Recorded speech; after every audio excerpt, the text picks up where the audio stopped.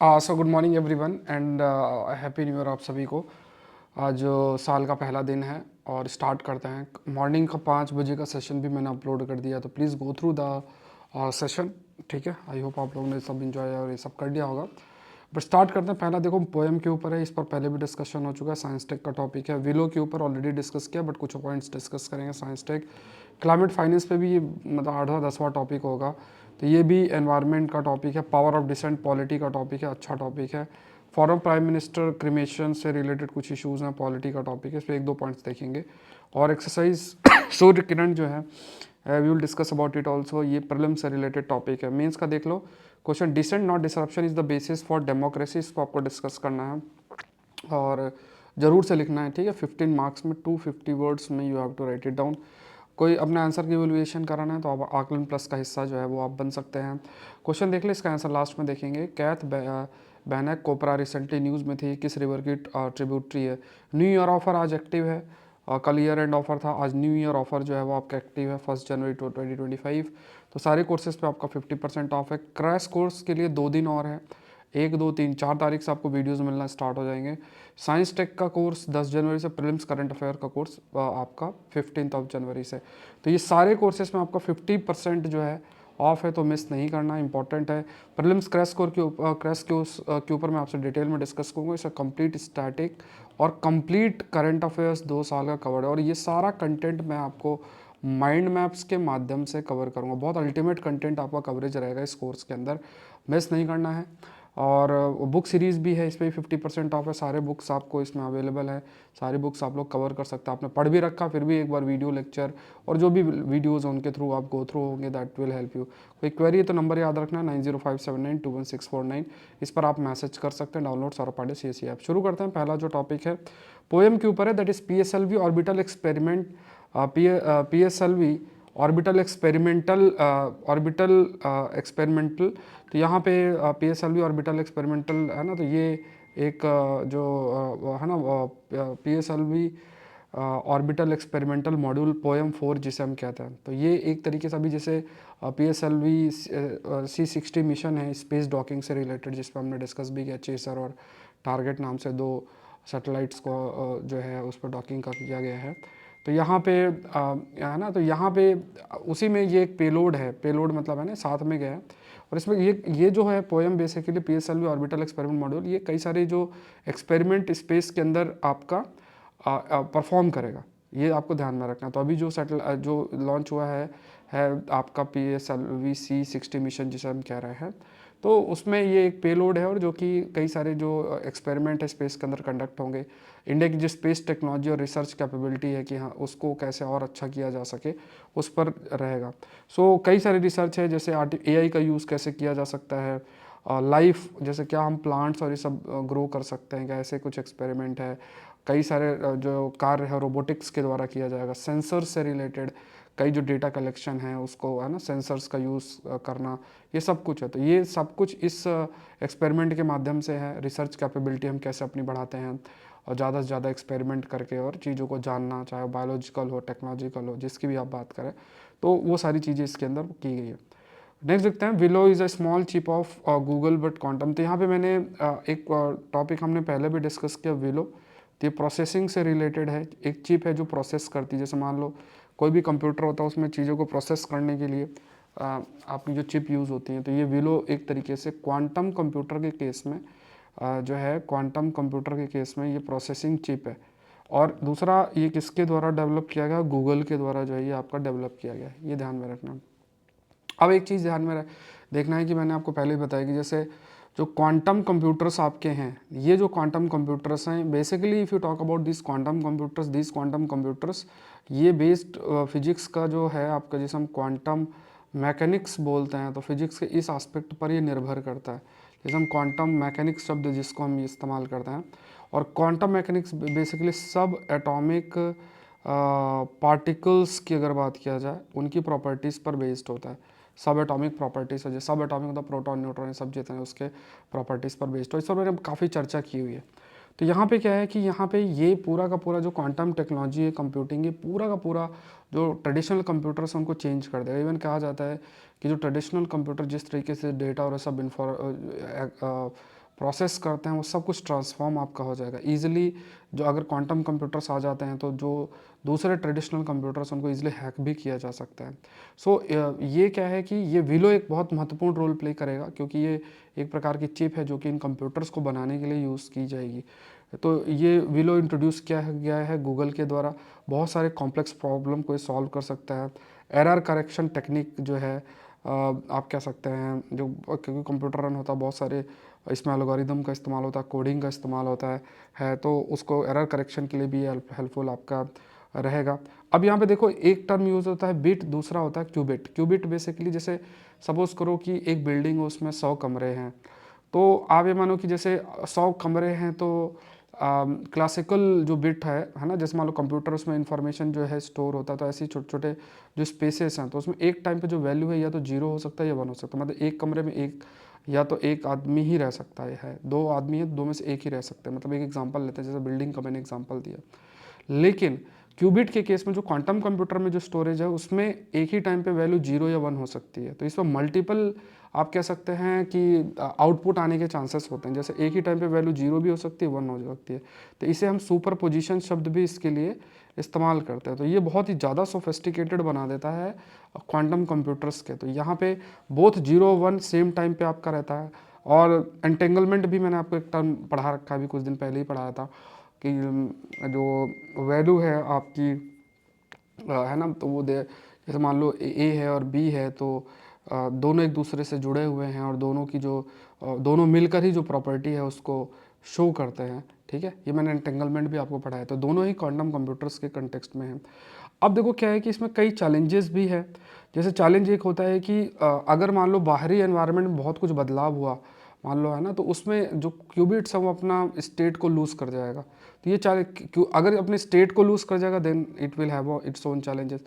फिर error correction एक बड़ा चैलेंज बन जाता है। तो किस टाइप से जो रिलायबली करेक्ट एरर्स है विदाउट कॉम्प्रोमाइजिंग, मतलब जो क्यूबिट का सुपर पोजिशन स्टेट है आपकी, क्यूबिट का सुपर पोजिशन जो स्टेट है उसके माध्यम से कि है ना कि एरर जो है उसको करेक्ट जो एरर है, ठीक है, करेक्ट जो एरर्स की अगर हम बात करें तो क्यूबिट्स की सुपर पोजिशन जो स्टेट है की अगर बात करें तो अगर उस, क्योंकि देखो सुपर पोजिशन स्टेट उसे मेंटेन करना पड़ेगा और साथ में जो भी एरर्स है उसको भी करेक्ट करना, तो ये बहुत ही कॉम्प्लेक्स है, बहुत ईजी नहीं है।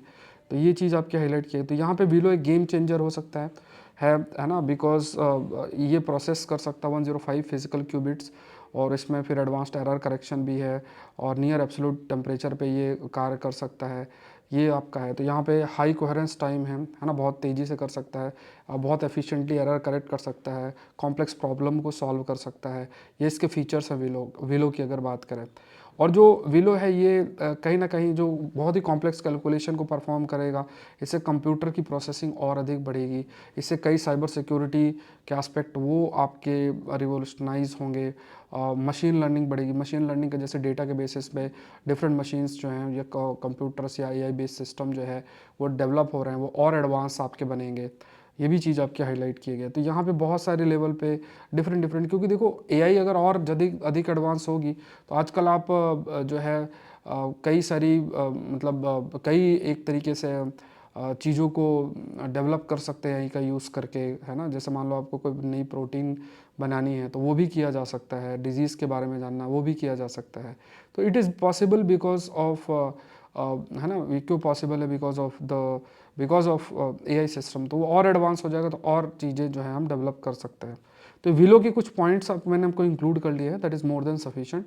अगर आपको इतना आइडिया है that is more than sufficient. ठीक है, नेक्स्ट देखते हैं COP29 की बात करते हैं। COP29 की मीटिंग, इस पर बहुत सारे आर्टिकल्स ऑलरेडी मैंने डिस्कस किए हैं, मुझे लगता है कि काफ़ी सारे हो चुके हैं। ठीक है, एक थोड़ा ब्रीफ में मैं दे देता हूँ, फिर जो पॉइंट्स लिखे हैं वो तो देख लेंगे हम लोग एक बार। तो एक चीज़ बस आपको ध्यान रखना है कि यहाँ पे जो इशू क्या चल रहा है, कि जो पॉइंट समझने वाली बात है, जो हाईलाइट कंटिन्यूस बेसिस में किया जा रहा है। देखो क्या है कि आपके पास दो देश हैं, दो आपके हैं। एक तरफ आपके कौन है, एक तरफ आपका डेवलप्ड देश है, एक तरफ आपको कौन है, डेवलप्ड देश है, दूसरी तरफ आपका डेवलपिंग कंट्रीज़ हैं, दूसरी तरफ आपकी क्या है, डेवलपिंग कंट्रीज़ हैं। अब देखो जो डेवलप्ड देश हैं, इफ़ यू टॉक अबाउट, तो ये क्या है, they are responsible for green house gas emission. बहुत पहले इनका इंडस्ट्रियलाइजेशन आपका हुआ, है ना, इंडस्ट्रियलाइजेशन हुआ, ग्रीन हाउस गैस का एमिशन हुआ, इसने बहुत सारे जो डेवलपमेंट है उसको तेज़ी से अचीव कर लिया, ये चीज़ है। तो जो भी क्योंकि ग्रीन हाउस गैस है, इससे ग्लोबल वार्मिंग होती है, ग्लोबल वार्मिंग आपका है और इससे ही एसोसिएटेड क्लाइमेट चेंज है। तो बेसिकली अगर इसके लिए जिम्मेदार देखा जाए कि आखिर जिम्मेदार कौन है, तो जिम्मेदार आपका कौन है, जिम्मेदार आपका डेवलप्ड देश है। अब इनकी जिम्मेदारी, जैसे 2015 के अंदर पेरिस जो एग्रीमेंट है उसमें कहा गया था कि सर्टेन अमाउंट जो है एक टाइम पीरियड में आगे डिस्कस करेंगे, वो डेवलप्ड कंट्रीज़ को प्रोवाइड करना है, पैसा प्रोवाइड करना है, जिसे हम क्या बोलते हैं, क्लाइमेट फाइनेंस। और ये जो क्लाइमेट फाइनेंस है, इस क्लाइमेट फाइनेंस का यूज़ करके जो डेवलपिंग देश है वो टेक्नोलॉजिकल ट्रांसफॉर्मेशन कर सकते हैं। टेक्नोलॉजिकल ट्रांसफॉर्मेशन जो इन्हें करना है वो ये कर सकते हैं, प्लस जो एडाप्टेशन है ना, एडाप्टेशन की तरफ जाया जा सकता है। और भी कोई चीज़ें हैं, ट्रांजिशन जो हम करना चाहते हैं रिन्यूएबल एनर्जी की तरफ, वो किया जा सकता है। तो ये एक उद्देश्य बना। अब इसमें अभी जो फ़िलहाल के लिए जो मीटिंग हुई, जो कि अजरबैजान में COP29 की हुई, तो उसमें जो है कुछ अमाउंट एग्री ये लोग किए, ठीक है, क्लाइमेट फाइनेंस के लिए हम इतना देंगे। बट उसको कहा गया कि डेवलपिंग कंट्रीज़ के द्वारा कहा गया कि वो सफिशिएंट नहीं है, जितना बोला गया जितना चाहिए वो उतना नहीं है, लगभग 400-500 बिलियन डॉलर की ज़रूरत है, उतना नहीं है। तो ये इस चीज़ को अपोज किया गया। भारत ने देखो, इंडिया ने हमेशा ये कहा कि देखो हम तैयार हैं, दैट इज़ CBDRRC के लिए। मतलब क्या है, common but differentiated responsibility with respective capability. मतलब कि हम तैयार हैं कि ठीक है, क्लाइमेट चेंज और इससे सबसे लड़ना है, ये हमारी एक जिम्मेदारी बनती है। ये एक कॉमन डिफरेंस है ना, कॉमन है, कॉमन रिस्पॉन्सिबिलिटी, बट ये डिफरेंशिएटेड है। मतलब कि डेवलप्ड कंट्रीज़ की ज़्यादा रिस्पॉन्सिबिलिटी, हमारी कम है। और जो भी रिस्पॉन्सिबिलिटी असाइन होगी दैट शुड बी जो आपकी रेस्पेक्टिव कैपेबिलिटी के बेसिस पे जो है वो आपकी रिस्पॉन्सिबिलिटी को भी आपको असाइन करना है। तो ये सब चीज़ें जो है आपकी चर्चा जो है लगातार चल रही है। क्लाइमेट फाइनेंस की अगर बात किया जाए तो यहाँ पे जैसे जो ये आपका फ्रेमवर्क है जिस पर देश मिलते हैं, जिसकी लगभग 29th मीटिंग आपकी हुई थी, तो United nation framework convention on climate change UNFCC 1992। अब इसमें एक आर्टिकल 4 सब क्लॉज 7 जो है, इसमें साफ साफ हाईलाइट किया गया कि जो डेवलपिंग कंट्रीज़ हैं, their ability to fulfil their climate commitment, वो डिपेंड करता है फाइनेंशियल और टेक्नोलॉजिकल सपोर्ट के लिए डेवलप्ड देशों के द्वारा। ये आर्टिकल आप बिल्कुल कोट कर सकते हो जब भी आप ऐसे टॉपिक्स पर लिखते हैं हिस्टोरिकल, तो आप स्पेसिफिकली बोल सकते हैं। देखो आर्टिकल 4 सब क्लॉज 7 UNFCC का साफ साफ ये कहता है कि जो मतलब जो क्लाइमेट कमिटमेंट्स हैं, अगर आप बोल रहे हो कि क्लाइमेट चेंज को रोकने के लिए कदम जो है वो डेवलपिंग देशों को उठाना है, तो वो डिपेंड करता है कि किस प्रकार का आर्थिक और टेक्नोलॉजिकल जो सपोर्ट है वो प्रोवाइड किया जा रहा है डेवलप्ड देशों के द्वारा। अब UNFCC की बात करें तो यहाँ पे हाईलाइट किया गया है कि कितना फाइनेंशियल अंतर है डेवलप्ड और डेवलपिंग कंट्रीज़ के बीच में है, और इस चीज़ के लिए बातचीत करके डेवलप्ड देशों को कुछ ना कुछ पैसा देना चाहिए। फिर ये बात आपका 2015 के अंदर भी कहा गया, स्पेसिफिकली आर्टिकल 19 सब क्लॉज 1 में कहा गया कि जो डेवलप कंट्रीज़ हैं वो सर्टेन फाइनेंस रिसोर्सेज को डेवलपिंग नेशंस को देंगे, ये बाइंड किया गया। तो आर्टिकल 9 सब क्लॉज जो 1 है, जो कि पेरिस एग्रीमेंट में हाईलाइट किया गया, तो इसमें डेवलप्ड कंट्रीज़ की रिस्पॉन्सिबिलिटी को हाईलाइट किया गया, और प्लस कि उन्हें फाइनेंशियल सपोर्ट प्रोवाइड जो है वो करना है डेवलपिंग देशों के लिए, जो एक अमाउंट जो है देने की ज़रूरत है। तो यहाँ पे इसी कंटेक्स्ट में जो पेरिस एग्रीमेंट है, उसी कंटेक्स्ट में फिर सभी देशों ने अपने टारगेट भी डिफाइन किए कि देखो हम अब क्लाइमेट चेंज को रोकने के लिए ये अपने टारगेट्स हैं। भारत ने भी अपने जो टारगेट्स हैं उनको डिफाइन किया अपनी कैपेबिलिटीज़ के बेसिस पर, और इन्हीं सारे जो टारगेट रेस्पेक्टिव कंट्रीज़ ने कहा उन्हें हम नेशनली डिटरमाइंड कंट्रीब्यूशन भी कहते हैं। ये कदम उठाएंगे जिसके माध्यम से क्लाइमेट चेंज में अपने हिसाब से, अपनी कैपेबिलिटी के हिसाब से चीज़ों को जो है करेंगे। बट इसके लिए भी हमें टेक्नोलॉजिकल और फाइनेंशियल सपोर्ट की ज़रूरत होगी। 2009 में डेवलप कंट्रीज़ ने लगभग $100 बिलियन कहा था, बाय 2020 एनुअली प्रोवाइड करने की बात की थी। अनफॉर्चुनेटली देखा जाए तो $100 बिलियन टारगेट जो है 2022 में जो है मीट किया गया, तो जो भी फाइनेंशियल मतलब सपोर्ट होना चाहिए वो नहीं आपका मिला। और अगर हम स्टेप्स नहीं लेते तो ग्लोबल टेम्परेचर लगातार बढ़ता जा रहा है, और इसका इम्पैक्ट भी होगा। अर्थ अगर ऐसे गर्म होती चली जाएगी तो ओवरऑल पूरा एटमॉस्फेरिक सर्कुलेशन से लेके आर्टिक ओशन की मेल्टिंग से लेके सी लेवल राइज से लेके मैराइन हीट वेव से लेके बहुत सारी चीज़ें होंगी जो कि पूरे विश्व के अंदर उथल पुथल मचा देगा, पूरा काफ़ी नुकसान जो है वो कर सकता है। COP29 की जो मीटिंग आपकी हुई थी अजरबैजान में, तो वहाँ पे यहाँ पे न्यू कलेक्टिव क्वांटिटेटिव गोल्स जो हैं वो सामने रखे गए थे, और जिसको जो कि $100 बिलियन को रिप्लेस किया जाएगा, और उसमें फिर इन्होंने शायद $300 बिलियन के आसपास जो है वो पर ईयर देने की जो है प्रपोज आपका किया है। और बात जो डेवलपिंग कंट्रीज़ हैं उनको जो नीड लगभग 455 बिलियन से लेके 584 बिलियन एनुअली की ज़रूरत है, तभी उस जो गोल है उसको मीट आपका किया जाएगा। तो यहाँ पे हमने पहले भी ये डिस्कस किया है, जो ये आपका फ्रेमवर्क है इनके न्यू कलेक्टिव क्वांटिटेटिव गोल्स को हमने ऑलरेडी डिस्कस किया हुआ है। तो जो डिस्पैरिटी है जो फाइनेंशियल कंटेक्स्ट में देखा जाए डेवलप कंट्रीज़ का, तो वो मतलब बहुत अधिक है, मतलब क्या वो दे रहे हैं और क्या ज़रूरत है, उसमें गैप बहुत है। तो ये जो आपके कलेक्टिव गोल्स बताए गए हैं तो वो इस गैप को दूर करे, अदरवाइज फिर पर्पस जो है रीच नहीं करेगा। कहा गया कि लगभग 2030 तक लगभग $1.3 ट्रिलियन तक अमाउंट वो है मोबिलाइज करना पड़ेगा, और ठीक है ये है, और मैक्सिमम पार्ट उसमें जो है ग्रांट के रूप में होना चाहिए। इंडिया ने भी कॉमन बट डिफरेंशिएटेड रिस्पॉन्सिबिलिटी को ही सामने रखा और कहा कि आपने जो ये कलेक्टिव गोल्स जो डिफाइन किए हैं वो इतने सही नहीं हैं, मतलब उसमें जो कंसल्टेशन और ये सब प्रॉपर और होना चाहिए डेवलपिंग नेशन का, और वाइस जो है होना चाहिए। जो NCQG है उसको रिजेक्ट भी किया गया, और डेवलप कंट्रीज़ को जो भी अपना फाइनेंशियल कमिटमेंट है उसको मीट करने की बात आपकी की गई है। ठीक है, NCQG के ऊपर मैंने पहले डिस्कस किया, अगर आपने नहीं नोट किया तो आप इसको इंटरनेट से लेके पॉइंट्स को ऐड ऑन कर सकते हैं। ठीक है, इस पर मैंने कम से कम 4-5 आर्टिकल्स ऑलरेडी डिस्कस किए।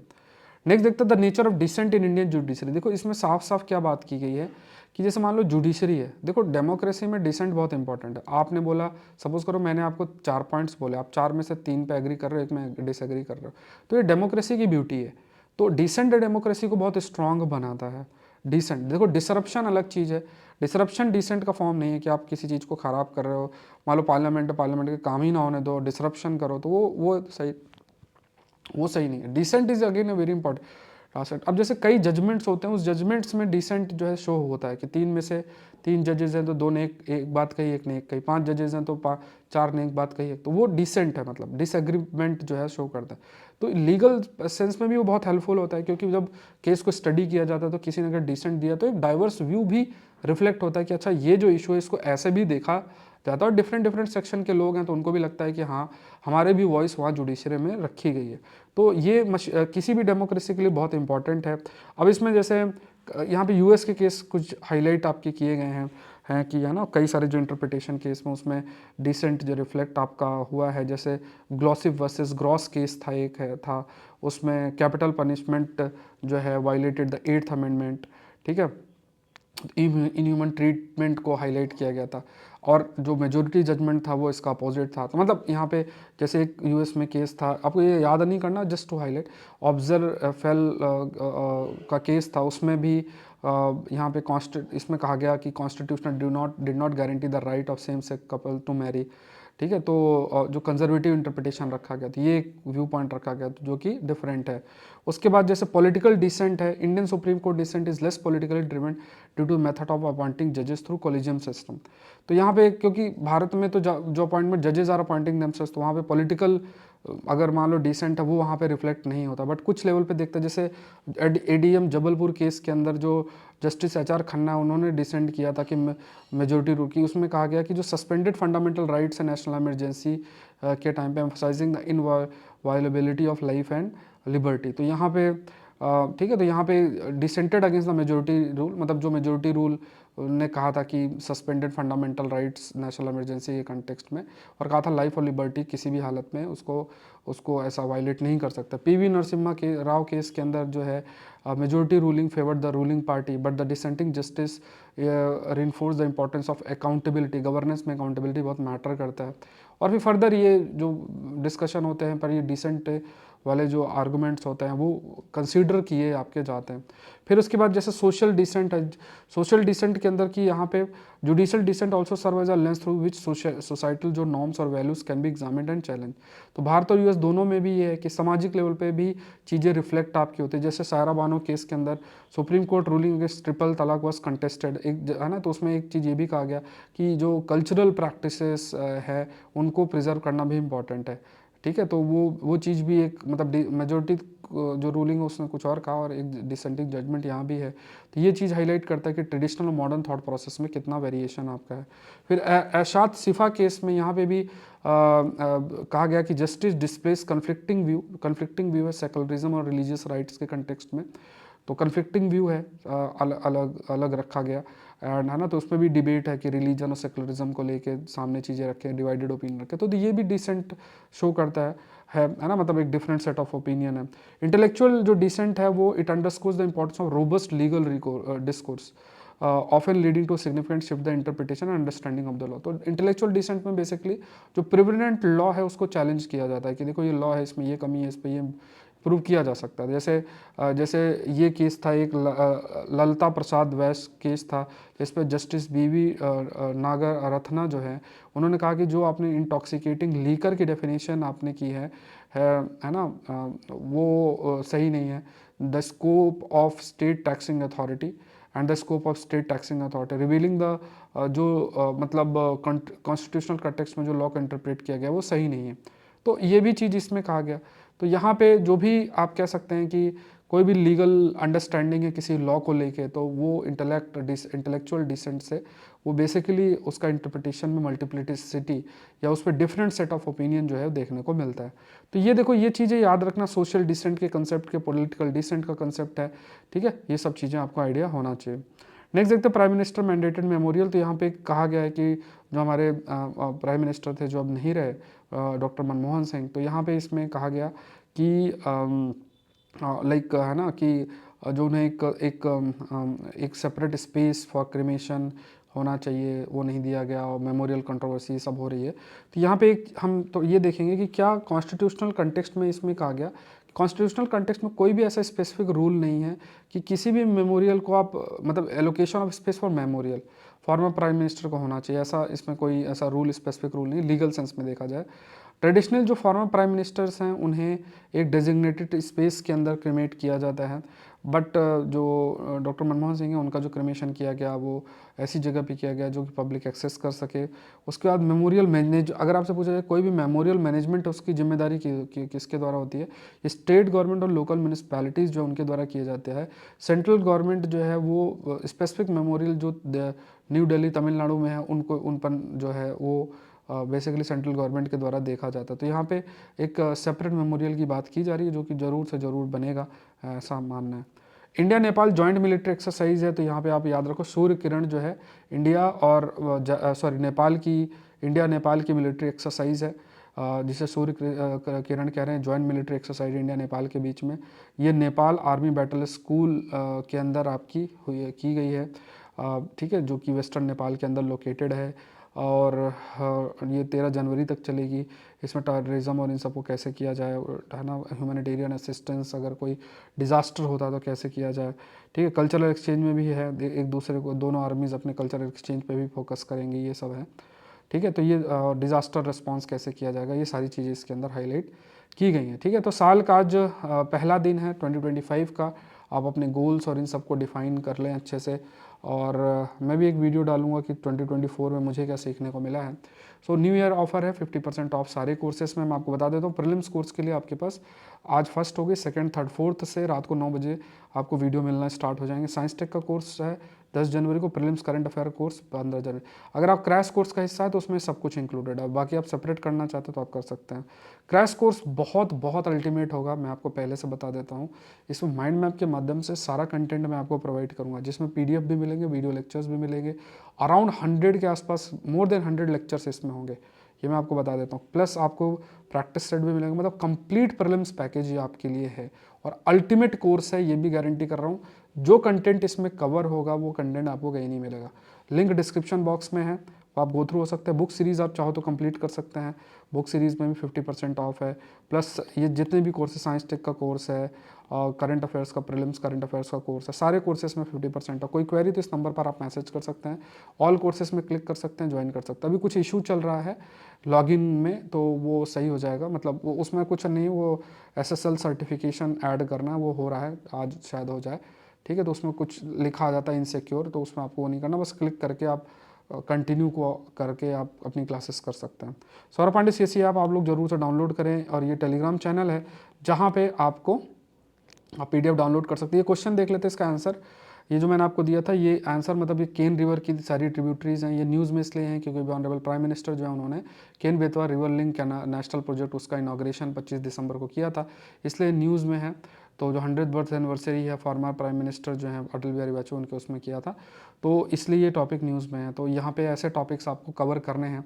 ऐसे ही 2 साल के टॉपिक्स मैं आपको प्रोवाइड कर रहा हूँ प्रीलिम्स टेस्ट सीरीज़ के अंदर। प्रीलिम्स टेस्ट सीरीज़ के अंदर आपको टेस्ट जो है 12 से 13 टेस्ट ऑलरेडी हो चुके हैं, तो प्लीज़ उसको फोकस करें। और जो कंटेंट अपलोडेड है 11 सेट आपको मैंने दे रखे हैं, उसको पढ़ते रहें, बहुत इंपॉर्टेंट आपके लिए रहेगा। इन चीज़ों को करें, जो कंटेंट है प्रीवियस ईयर क्वेश्चंस करें, जो आपके ऑथेंटिक सोर्सेस उनको अच्छे से पढ़ें, आपका सक्सेस प्रीलिम्स में शॉर्ट रहेगी। ठीक है, कुछ चीज़ें हैं जो करनी है, शॉर्टकट की तरफ आप मत जाना अगर आप सही तरीके से स्टार्टिंग से प्रिपरेशन कर रहे हैं। Dissent not disruption is the basis for democracy 15 number पे जरूर से लिखे। आकलन सीरीज का आप हिस्सा बन सकते हैं जिसमें आपके आंसर्स का इवेल्युएशन हो रहा है, और आप कोई क्वेरी इस नंबर पर मैसेज कर सकते हैं। और जैसा मैंने आपको कहा 50% ऑफ है, तो उसका बेनिफिट उठा सकते हैं। मिलते हैं नेक्स्ट सेशन में। Thank you everyone, thank you.